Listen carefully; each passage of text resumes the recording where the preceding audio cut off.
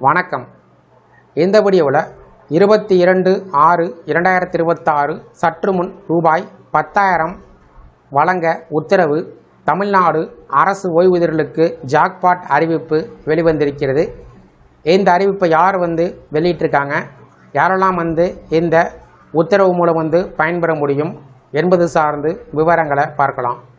இந்த வீடியோவை தொடர்ந்து பார்க்குறதுக்கு முன்னாடி நம்ம சேனலை இதுவரைக்கும் சப்ஸ்கிரைப் பண்ணாதவங்க இந்த வீடியோக்கு கீழே இருக்க ரெட் கலர் சப்ஸ்கிரைப் பட்டன் அழுத்தி சப்ஸ்கிரைப் பண்ணிக்கோங்க. அப்படியே பக்கத்தில் இருக்கக்கூடிய நோட்டிஃபிகேஷன் பெல் சிம்பளையும் ப்ரெஸ் பண்ணுங்கள். அப்போ தான் நம்ம சேனலில் இதுபோல் வீடியோக்கள் அப்டேட் பண்ணும்போது அதற்கான நோட்டிஃபிகேஷன் உங்களுக்கு உடனுக்குடன் கிடைக்கும்.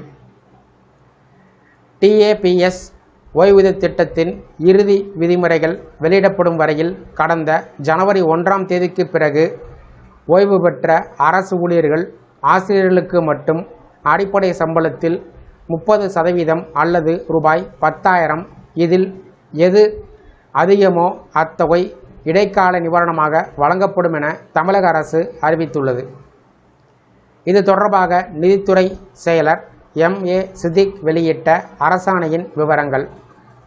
TAPS ஓய்வூதிய திட்டத்தின் இறுதி விதிகள் அறிவிக்கப்பட்டு ஒவ்வொரு ஊழியருக்கும் அவர்கள் கடைசியாக பெற்ற அடிப்படை சம்பளத்தில் 50% ஓய்வூதியமாக நிர்ணயம் செய்யும் பணிகளுக்கு சற்று கூடுதல் கால அவகாசம் தேவைப்படும்.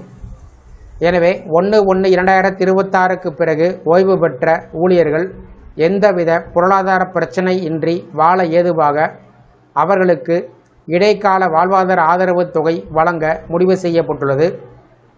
TAPS திட்டம் முழுமையாக நடைமுறைப்படுத்தப்படும் வரையில் இது ஓர் இடைக்கால ஏற்பாடாக இருக்கும்.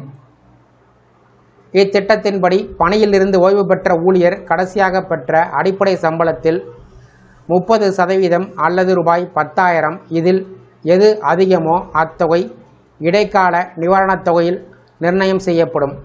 அதனோடு சேர்த்து நடைமுறையில் இருக்கும் அகவலைப்படியும் வழங்கப்படும். இந்த இடைக்கால நிவாரணத் திட்டம் 1/4/2003 அன்று அல்லது அதற்கு பிறகு ரெகுலர் ஊதிய விகிதத்தில் பணியமர்த்தப்பட்டு பங்களிப்பு ஓய்வூதிய திட்டம் CPS-இன் கீழ் இருந்தவர்கள் 1/1/2026 அன்று பணியில் நீடித்து அதற்கு பிறகு வயது முதிர்வு காரணமாக ஓய்வு பெற்றவர்கள், குறைந்தபட்சம் 10 ஆண்டுகள் தகுதி வாய்ந்த பணிக்காலத்தை நிறைவு செய்தவர்கள், பணியின் போது மரணமடைந்த அரசு ஊழியர்களின் தகுதியான குடும்ப உறுப்பினர்கள் ஆகியோருக்கு மட்டும் பொருந்தும். அதே நேரத்தில் 1/1/2026க்கு முன்பு பணியிலிருந்து ஓய்வு பெற்றவர்களுக்கும் பணியிலிருந்து விலகியவர்களுக்கும் பொருந்தாது. ஓய்வூதியதாரர் மரணமடைந்தால் அவர் பெற்று வந்த இடைக்கால தொகையில் 60% குடும்ப ஓய்வூதியமாக வழங்கப்படும்.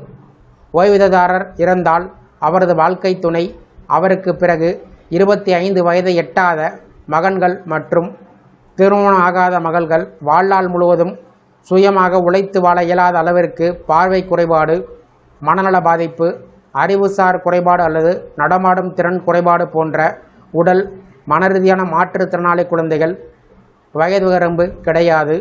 25 வயதை கடந்தும் திருமணம் ஆகாத விதவையான அல்லது விவாகரத்து பெற்ற மகள்கள், அரசின் வருமான வரம்பு மற்றும் நிபந்தனைகளுக்கு உட்பட்டு வாழ்நாள் முழுவதும் தகுதி உடையவர், திருமணம் ஆகாத அரசு ஊழியர்களின் பெற்றோர் இல்லாவிட்டால் தங்களை முழுமையாக சார்ந்திருப்பதாக அறிவிக்கப்பட்ட உடன் பிறந்தவர்கள் ஆகியோருக்கு குடும்ப ஓய்வூதியம் வழங்கப்படும். இந்த அரசாணை குறித்த உங்களுடைய கருத்துக்களை கமெண்ட் செக்ஷனில் கமெண்ட் பண்ணுங்கள். இந்த வீடியோ பிடிச்சிருந்தா வீடியோக்கு ஒரு லைக் பண்ணுங்கள். இந்த வீடியோவை அனைவருக்கும் ஷேர் பண்ணுங்கள். நன்றி.